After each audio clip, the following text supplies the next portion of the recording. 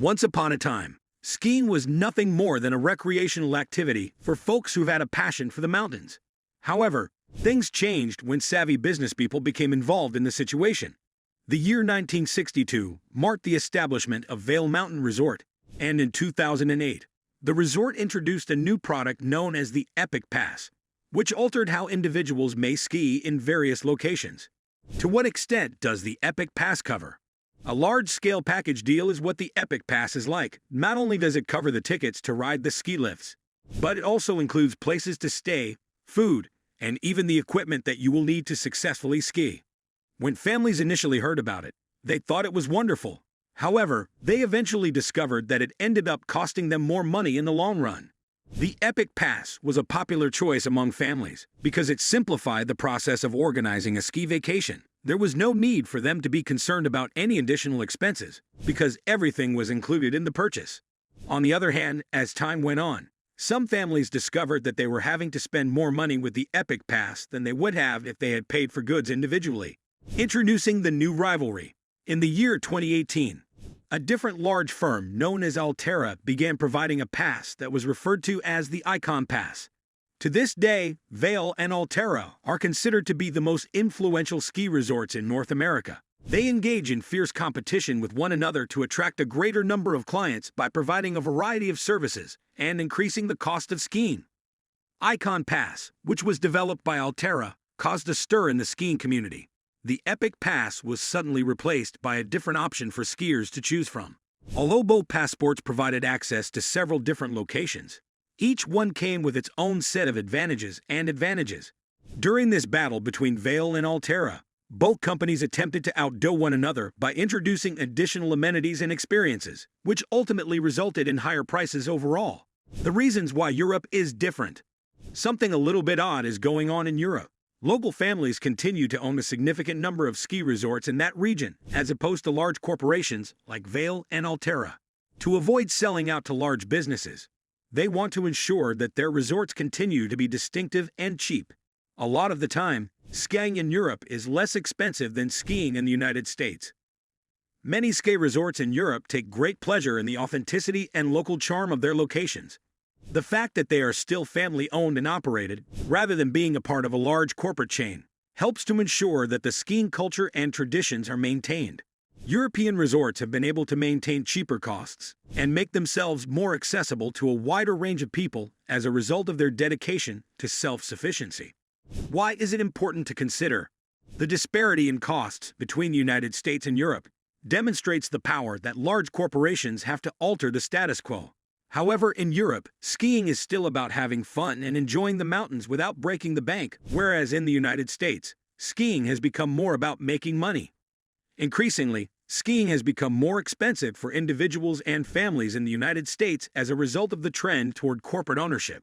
It is tempting to purchase package passes, such as the Epic Pass and the Icon Pass, because of their ease. Nevertheless, these passes typically come at a greater price. The persistent existence of local ownership in Europe, on the other hand, ensures that skiing continues to be an experience that is both more authentic and more inexpensive.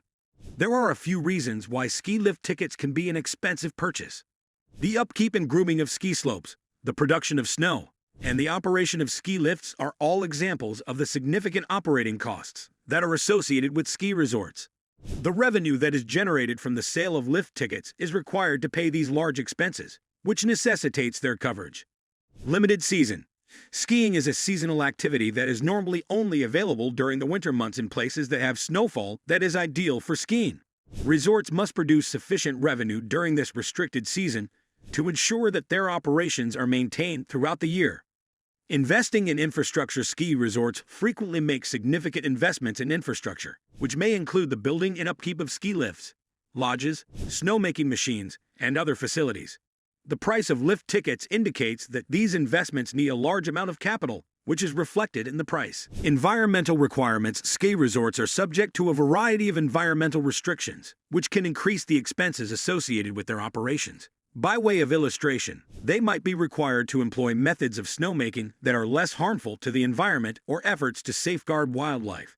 Security measures. Ski resorts place a high focus on ensuring the safety of skiers and snowboarders by implementing safety measures. Performing routine safety checks, controlling avalanches, and monitoring the slopes are all part of this process. Costs associated with the operation of a resort are increased as a result of these safety measures.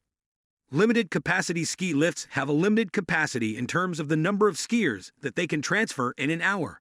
To prevent congestion and to ensure that skiers continue to have a positive experience, resorts frequently restrict the number of lift tickets that are offered daily. This can increase both demand and pricing. Economic variables. The price of lift tickets is also affected by the demand in the market as well as economic variables. When there is a significant demand for lift tickets, popular resorts can charge higher fees. Additionally, to pay their operational expenditures, resorts located in regions with a high cost of living may demand higher rates from their guests. Investing in snow-quality ski resorts frequently make investments in snowmaking equipment to guarantee unchanging snow conditions, particularly during times of the year when there is less snowfall from natural sources. The cost of purchasing and operating this equipment might be rather high. Upkeep and maintenance. Ski lifts need to be maintained regularly and occasionally upgraded to guarantee that they function in a manner that is both safe and effective. To account for these recurring expenses, lift tickets are priced accordingly. Earnings margin ski resorts are businesses, and just like any other type of business, their primary objective is to generate a profit. A percentage of the revenue that is created from the sale of lift tickets is used to cover expenses. But there is also a component that is used to make a profit. Certain resorts provide cheap lift tickets for skiing during the early or late season, skiing during the middle of the week, or multi-day packages to make skiing more economical.